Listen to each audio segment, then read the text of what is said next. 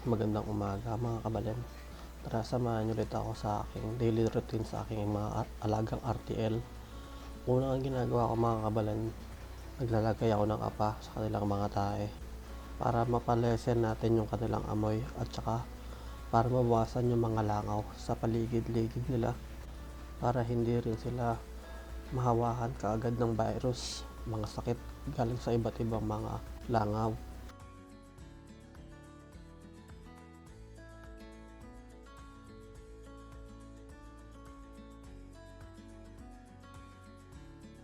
Pagkatapos ko nga malagyan ng ipa mga kabalen, wawalasin ko naman para yung mga lumipad na apa punta lang sa gitna para isang linisan lang at hindi makalat tignan. Pagkatapos ko nga palang mawalis, aalisin ko naman yung luma nilang tubig para palitan ng bago mga kabalen. Tapos ko nga lagyan ng inumin itong kanilang lalagyan ng tubig, tsaka ko naman sila pakakainin mga kabalen.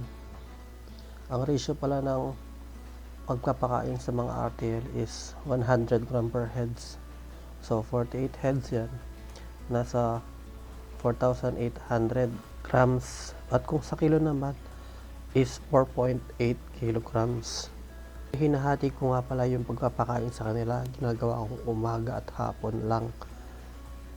Bali pinapakain ko sa ng umaga ng 2.4 kilo at sa hapon 2.4 kilo din para mabuo yung 4.8 kilo.